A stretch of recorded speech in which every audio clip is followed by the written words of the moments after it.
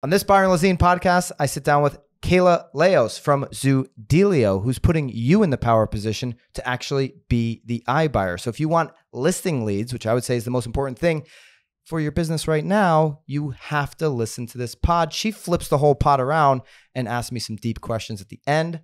I hope you enjoy it.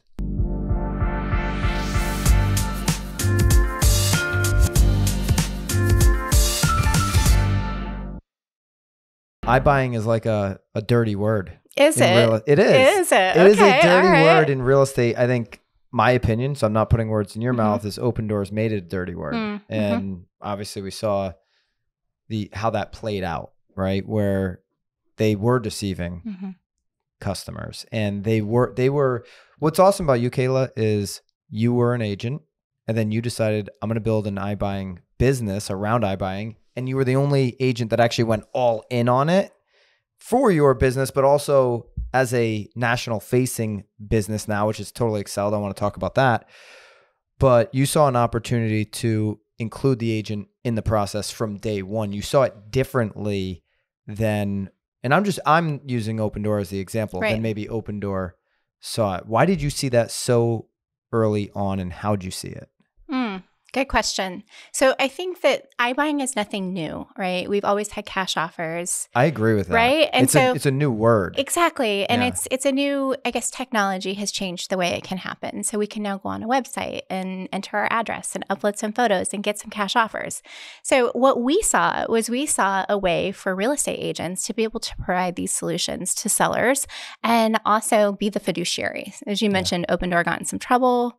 There was a $62 million fine. I think you probably talked about it on your reels. I've talked about it. It's juicy. Yeah. It's definitely juicy. And I think, that's just the fine. I think the class action lawsuits are coming. Yeah. Well, time will tell, but probably. The reality is it's a drop in the bucket. And Opendoor can weather this 100%, right? Oh, absolutely. They will. Yeah, and they'll totally still will. technically be the leader of that niche, in my opinion, because of how much capital they have. I agree. If you look at the category king, it's definitely Opendoor. Yep. This partnership with Zillow, I think, kind of solidifies that. Yeah. And that's another thing too. Like nobody's really talking about Opendoor and Zillow partnering, but I think they should be. I've been talking about it. Good. Continue to talk about it. Yeah. I mean, well, what's your take on it? So my take on it is it's going to make something like a Zoodealio that much more popular for real estate agents. So essentially what we're wanting to do is empower the real estate agent with the technology and with the cash offers. So a lot of real estate agents are like, I'd love to be able to give my sellers cash offers, but where am I going to get them? And I don't have the money to make these offers to these sellers. And so what we do is we connect agents not only with the technology, but with the money so they can actually empower their home sellers with different offers and options. Is the agent allowed to make an offer themselves? They can, sure. It's very flexible. They're out there buying deals, trying to make investments for themselves, see an opportunity where the seller wants that convenience and they've got the capital, whether it's their own capital or a hard money loan. Maybe their lender has a hard money option for them. Maybe they're partnering with their team and they can go scoop that property up. For sure. In fact, that's one of the things that I coach on is, hey, let me show you how to do what I do. Like I own properties all over the US right now. And let me teach you how you can do the exact same thing. Let me teach you how you can get into a really risk adverse situation when you're buying the property so that you can get a hard money lender to give you that money where you don't have to come up with 10, 15% down. So we definitely teach on those strategies as well. It's part of the model, not the entirety of it. And could an agent more times than not beat the other offers available if they're doing it themselves? Or is it going to be pretty competitive probably most time when you factor in, depending on the interest rate of the hard money and all that? Right. So I think it really depends. It depends on the market, depends on the property. So when I think of institutional money at play in our market, what I'm really looking at is all of the institutional money that's buying up single family homes. Yeah. So a lot of agents don't really know what's happening, but there is a massive push. Right now, there are about 16 million rentals that are owned by mom and pops around the US. The institutional capital only owns about 500,000 of those, right? So their percentage of that market share is relatively low. But what they're doing is in certain markets, Florida, Georgia, Texas, the Carolinas, Phoenix, Colorado. What they're doing is they're going in and they're buying up a ton of properties, probably like under that $500,000 price point, right? Yeah. And they're I was putting just talking about this with Glenda this morning. Yeah. So they're turning them into a buy and hold situation. And so if you're competing against a buy and hold investor, they're making excellent offers. Yeah, the market slowdown has kind of put a little damper. They've slowed down a bit. They're trying to gain their footing, see where the rates are going to fall, see what's going to happen with the market. But what we know is they're going to be back. It's an entire asset class that the capital markets have only recently, like within the past decade, kind of like started to play in. And oh, by the way, all that institutional money, all those investors that have been scooping up these single family homes, everyone's like, well, they're just going to sell them at the top of the market. Has it happened? It has not. Have you seen any inventory? They're buying more. Right. Because they're buying slower, but they're buying more. Mm-hmm. Yep. So this rush to the market that is going to now create this inventory storm hasn't happened. Why? Where else are you going to put your money if you're one of these big institutions? Like, this is a predictable asset class. And oh, by the way, rents keep going through the roof. Mm-hmm. Right. And if you believe that homeownership is going to, I always ask people like, well, I'm curious what you think. Do you believe the homeownership rate will increase or decrease over time?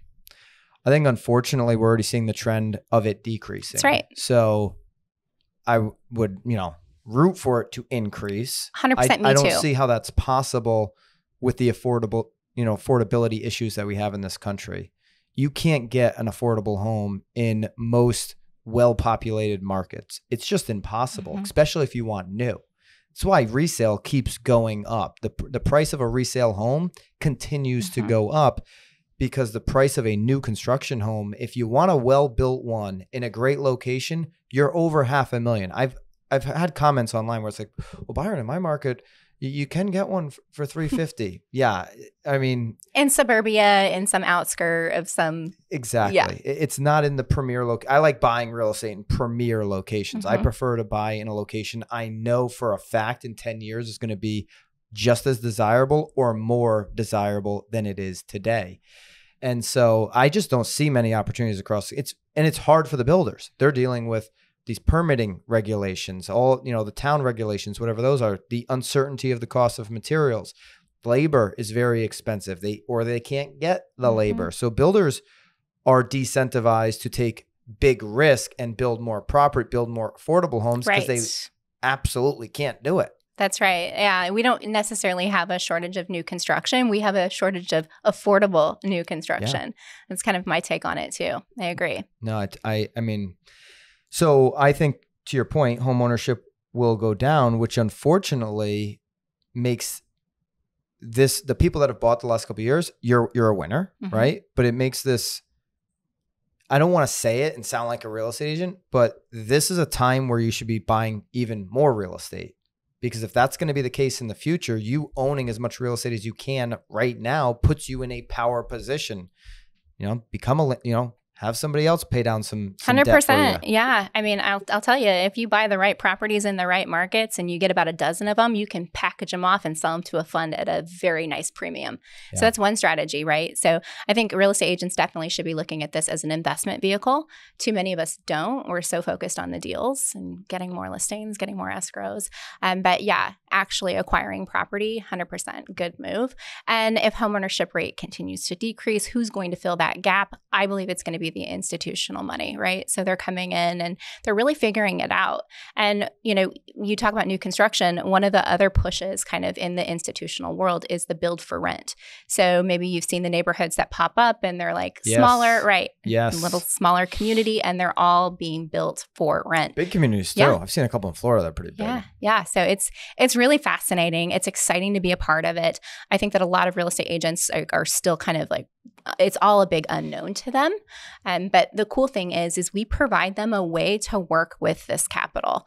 Most of the time, these funds aren't going to work with a bunch of residential real estate agents. They're just not. Or they're gonna work with like 3 mega teams in a market like Phoenix, in a market like maybe Atlanta, right? They're gonna pick a couple spots, partner with one big mega operation, and that's it. Yep, that's what we see for sure. So this gives agents a way to kind of access their buying power. Because you've got what you've done is you've got the relationship to the capital, and you're like, we've got the relationship with the agent on the other side, and we can match you up in this market. Maybe it's a Chattanooga, Tennessee, right? Maybe it's a smaller market where they don't have the resources or the time. You've now connected them with an opportunity to be able to go out and get deals. Correct. Yeah. Yeah. It's really cool. And so if you're an agent right now and it's like, well, what's in it for me? Like, it should be obvious, but what's in it for the agent? So I think what's in it for the agent is not only do they get to lead generate with a really amazing hook. Sellers want a cash offer, right? Sellers aren't really seeking out CMAs, right? They're not looking for a valuation on their home. And I think that's one of the wins. It also gives them a cool technology, makes them look like a leader in their marketplace. And then, of course, if the seller should accept one of these cash offers, the agent always makes a commission. Yeah. And they're getting a whole bunch of other leads that maybe don't want this cash offer. Because let's face it, oftentimes when a seller sees a cash offer and then sees the value that you provide as an agent, as an alternative, they want the alternative because it equals more money in their pocket. Right. Not every single seller, when we've seen this play out, when Brad predicted that 50% of transactions were going to be iBuyers, I immediately said, BS, Brad, you are going to be dead wrong on this. When Brad Edmond made that prediction, I just knew that was such an awful prediction.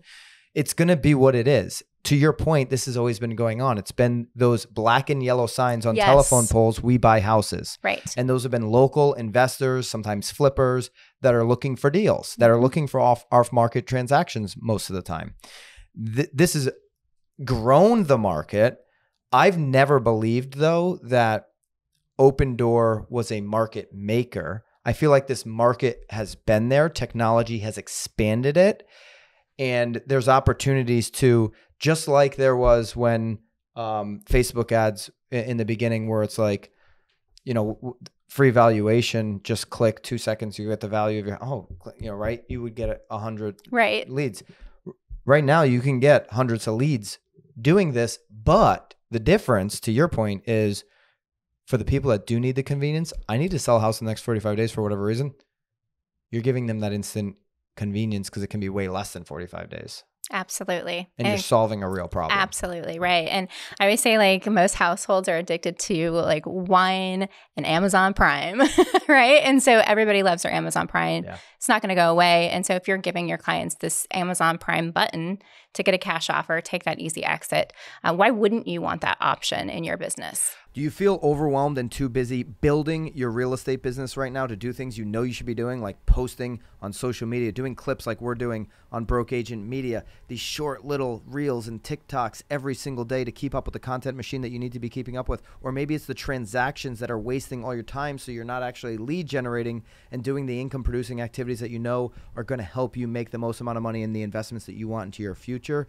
This is why I have used virtual assistants and use them today with VirtueDesk to help scale both of my companies. See, I wouldn't be able to make all of these clips and do all of these other things I'm doing without the help of somebody taking off these non-income producing activities that need to get done to be of great service to our clients. So at least have the conversation. Click the link, have the conversation with VirtueDesk. In fact, you can just start interviewing people without really any commitment at all. So at least start interviewing, seeing if there's somebody that is a fit for you, your values, your team, that can add and take away all of the things that you're doing right now. Have the conversation today. You will not regret it. How big? Because you're in it deep. I mean, you all in is what you said. Yeah, we did. We went all in.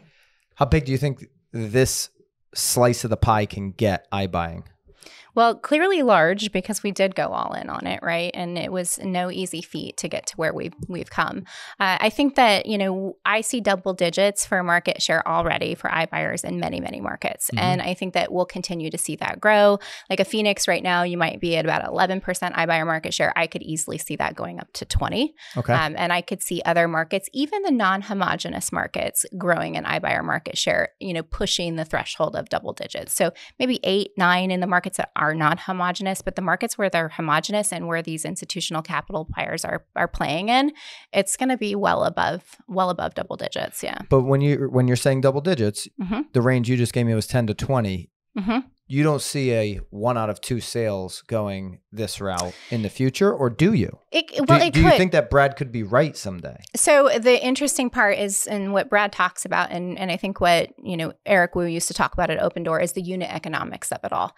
And I think that if you look at the model from the perspective of if an Opendoor can, if they can make the cash offer on the home, and they can also do the title company, and if they can get the mortgage for the seller who's now buying their next home, and maybe they can use their Opendoor exclusive platform to keep it all in-house, and they can cut out the buyer's agent commission, right? You can see a world where the unit economics really makes a lot of sense. Yeah. And you do that at scale.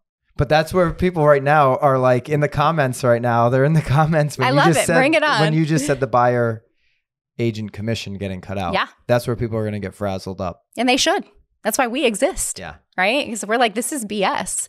We can do the same thing. We can give a cool technology. We can give you an instant sale. And oh, by the way, we can be the fiduciary on your side, right? A great buyer agent, still a great buyer agent. And I would say you could cut out some buyer agents. There's some that could get cut out. There's a few in our market that could go. Yeah. And I think everybody, don't put their name in the comments, but is there one in your market that maybe the whole industry could do without, right? But the really good buyer agents are going to keep a transaction together, are going to bring, more opportunities to that buyer than they would have known about just off of, Zillow or Redfin listings. I agree. Now, I've been saying it for a long time. I do think that the commission compression around the buy side, we've already seen it happen, and there's still some more to go. And this has been a 5-year theme, that I've been kicking on. It's pretty obvious that it's happened, meaning, okay, if you're a ZPA, Zillow Premier, you're definitely seen commission compression on the buy side, right? If you're buying online leads from RDC, you've seen commission compression on the buy side. Those are forms of it.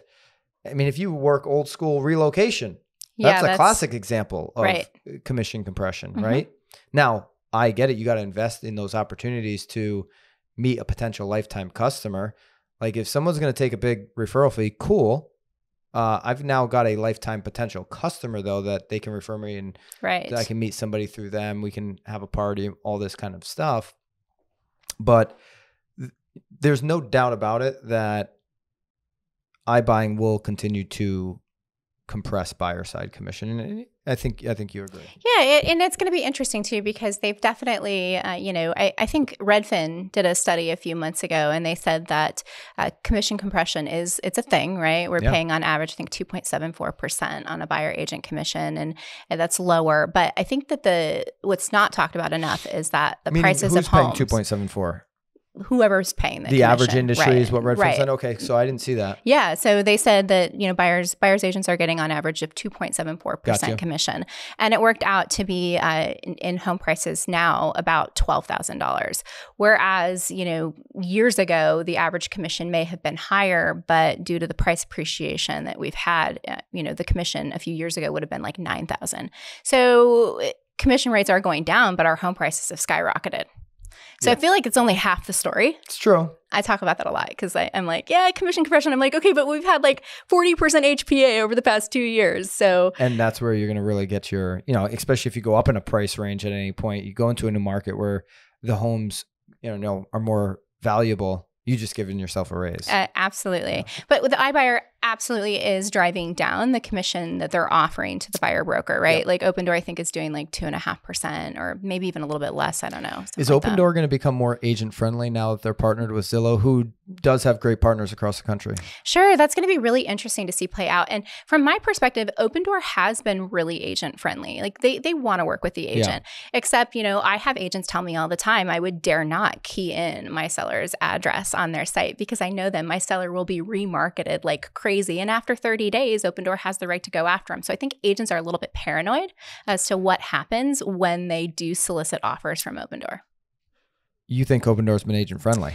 I'm going to totally disagree with you, just based off of the marketing that they've put out to directly say you don't need an agent anymore. And the CEO, Eric, has said it himself. I mean, I'd love to chat with Eric about it and go deep at any point. I'd love for you to I interview would him. absolutely love to. And I'd be super respectful, obviously. But I've been very vocal that, since the day they started, they've been out in front of saying, why use an agent? Sure. Yeah.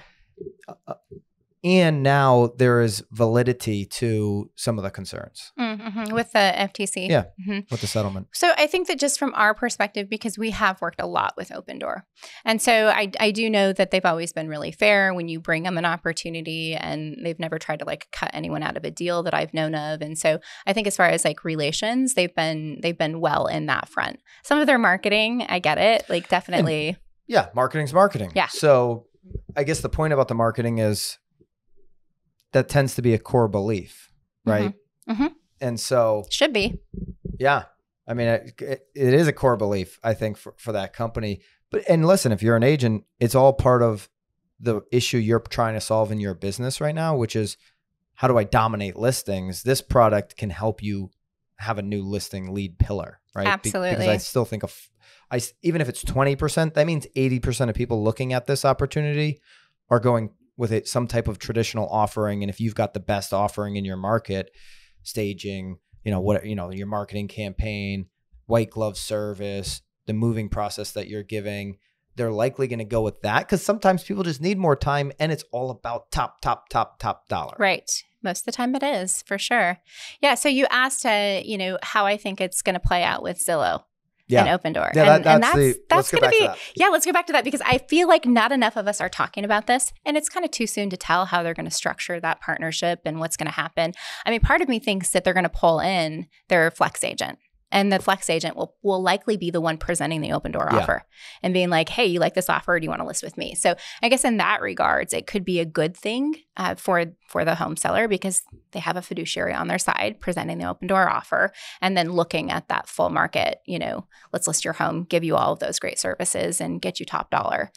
When you put it like that, when you have the agent who is like, this is your maybe biggest asset, likely your biggest asset, let's break down 4 or 5 sales scenarios for you, Mrs. Seller. This is what they look like. This is the date on the calendar you can close over here and how much money you can net. This is the date on the calendar you can likely close over here and how much more money you can net right? And you just lay it out for them, and it's their life, it's their choice, it's their decision, it's their money, it's their dirt, it's their house.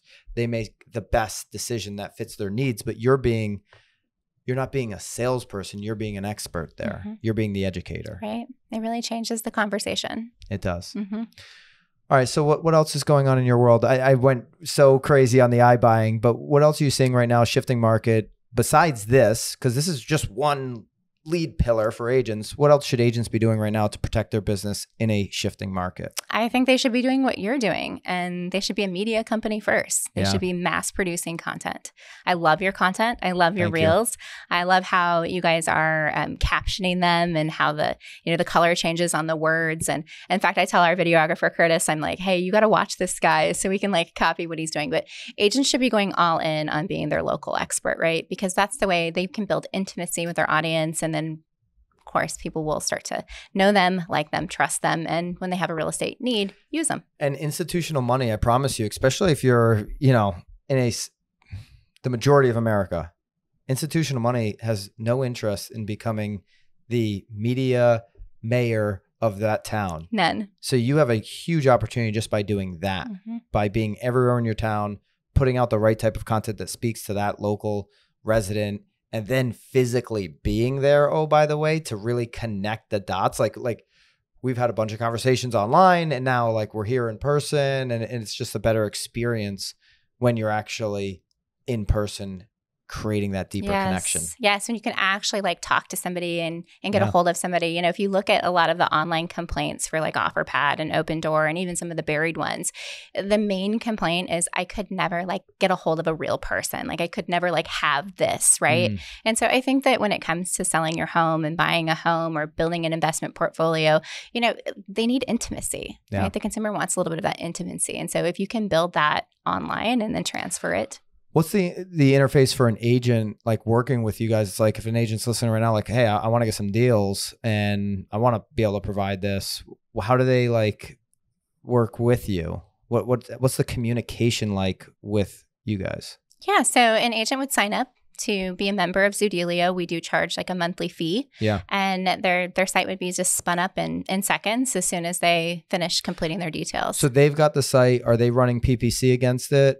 Are you guys? How's that work? Great question. So right now we are not running PPC for agents, right? Yeah. So they would get it. We always say deployed against. Yeah, they can do whatever they want. We have agents that have like 6-figure ad spends, that they're billboards everywhere, Right. and yeah. So we've got like everything from like that to the agent that just keeps it for when they have a listing and they want to be able to lead with cash offers, right? So everything in between.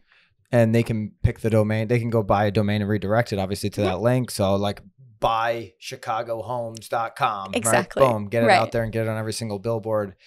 Yeah, that makes a lot of sense. Yeah. So you're giving them the flexibility in their business and basically backing them with the cash. Yep, absolutely. Yeah, we love it. But I want to ask you though, because you asked me and I shared reels. Obviously, I'm big on cash offers.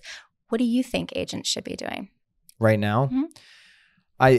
I think they should be figuring out how to have 10 plus of these types of pillars. So if it's a Zoodealio, great. That's a lead pillar to get you some more listing opportunities. What are the other 9? Of course, I'm a big believer in putting out as much content in your local market, right? That's going to be one obvious. That's going to be a pillar that's like onto itself. It's mandatory to actually run a business at scale in this environment. And certainly over the next 5-10 years, like these, TikTok is not going away. It's going to become even more powerful for your business. And that's why short form right now is the number one thing you should be doing. It's why I'm doing so much long form to cut up for short form. But what do those other 8 or 9 pillars look like? What's working in your market? I'd argue if you're in a market less than $500,000, don't invest in direct mail because you're not going to get the return. The math doesn't work out on $300,000 homes for direct mail unless you're in the top 0.5% of cracking the code on direct mail that converts. If you're in the luxury, I would go ahead and spend on direct mail. Josh Rubin, as an example, in Manhattan, crushes it on direct mail. He has a 6-figure spend per month, but he's selling $20 million apartments. Okay, so it makes a lot of sense there. Direct, whatever it is in your market, you've got to figure out how you're going to, brick by brick, pillar by pillar, add these other listing pillars. Having Zillow and the team I own in Connecticut, we're a Zillow Flex partner. We're grateful for it. We're an RDC partner, right? Like we have all these partnerships. We're 60% on the buy side, 40% on the list side. We need to flip that. It needs to be at least 60-40 the other way without giving up deals on the buy side. So everything right now, it's like, how can we build out more listing lead pillars? So I'm going to be signing up for you guys. Zoodealio, right? I'm going to be getting we love the CT team on the juice, right? Because we need more of those opportunities. Call center, right? Thinking about investing in income producing employees, not a luxury additional administrator that can, do, gifting or something like that. Not that you can automate the gifting is my point. It's not that that's not important to take care of past clients, but right now as the market's shifting, get income producing employees, a call center, a recruiter, these type of employees that can elevate you and bring you to scale heading into 2023. I like it. Yeah. So I threw a lot of crap out there, that was a lot. But it's like the big takeaway is listings. You got to own them, right? I agree.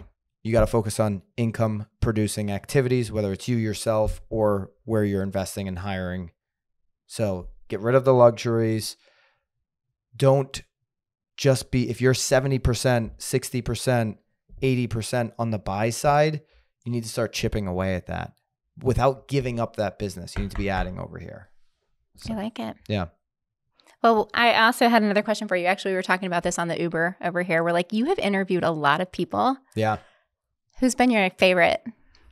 Oh, Bobby's looking at me. Or like, our what producer. We've had some all-stars. I'll tell you what, like usually, when I got the opportunity to go to Spencer Raskoff's house in Brentwood and interview him. I mean, I built that up for like 2 weeks. Like once we found out we were going to be able to do it.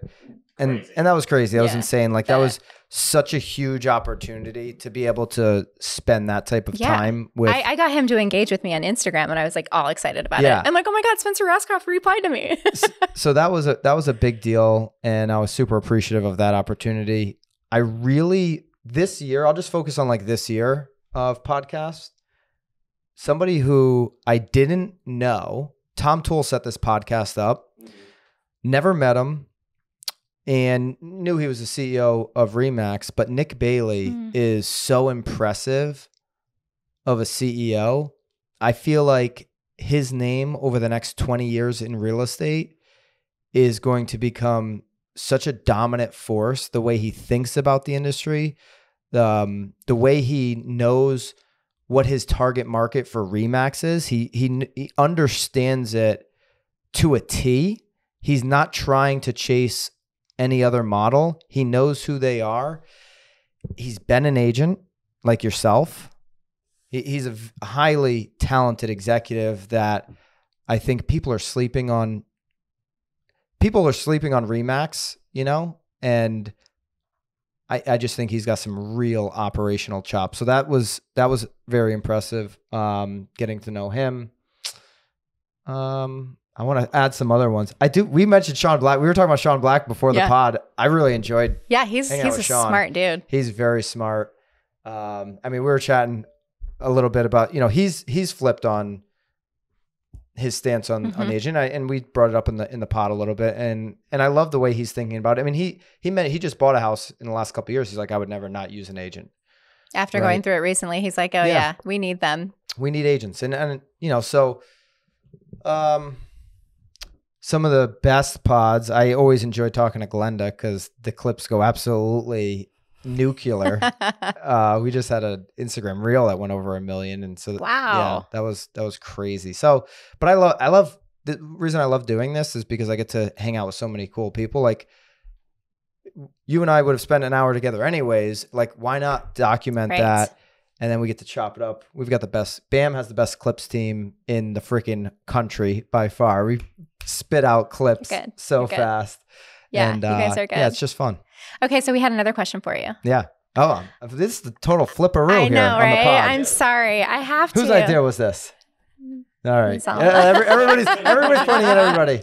So we want to know what your process is for booking people on your podcast.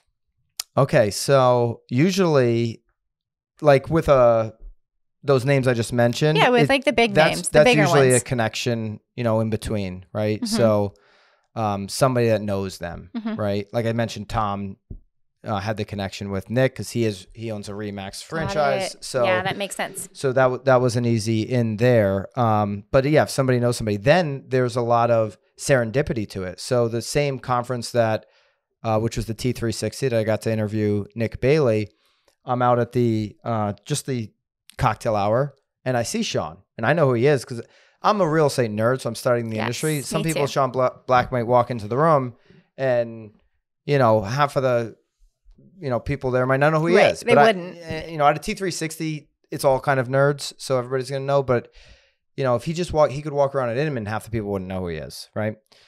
I knew he was. I go right up to him, Sean. Hey, this is what we're doing. Broke Agent Media. He's like, I don't really do a lot of podcasts. I said, just look us up. Look up Broke Agent Media. Look up the Broke Agent. Love to have you on the pod tomorrow.